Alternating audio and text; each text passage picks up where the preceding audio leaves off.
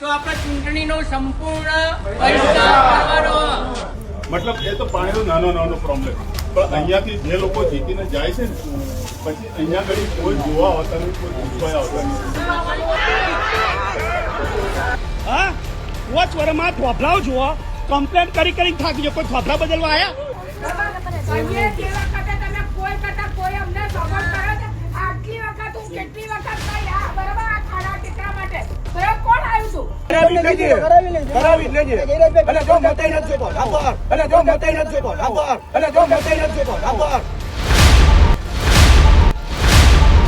લોકશાહીમાં જનતા જનાર્દન સર્વોપરી છે.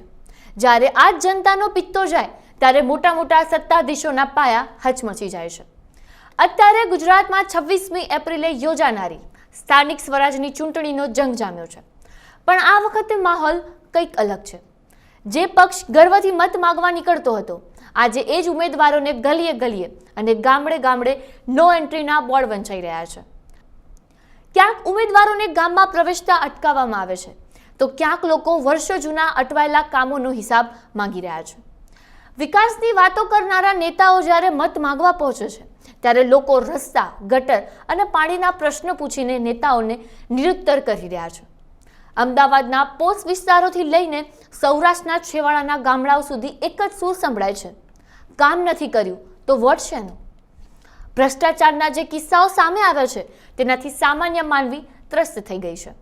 જે જનતા અત્યાર સુધી મૌન હતી તે હવે આક્રોશ ઠાલવી રહી છે.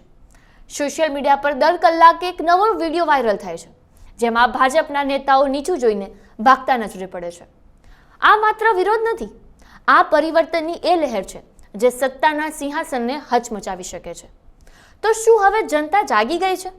શું આ વિરોધ માત્ર સોશિયલ મીડિયા પૂરતો મર્યાદિત છે કે પછી આક્રોશ ઈવીએમ એટલે કે ઈવીએમ મશીન સુધી પહોંચશે? નેતાઓ યાદ રાખે છે કે જનતા તમને સત્તાના શિખરે પહોંચાડી શકે છે અને બેસાડી પણ શકે છે, પણ એ જ જનતા તમને ભય ભેગા કરતા વાર પણ નહીં લગાડે. આપના પોતાના પ્લેટફોર્મ લલકારને લાઈક કરો, ફોલો કરો, સબસ્ક્રાઇબ કરો અને શેર કરો.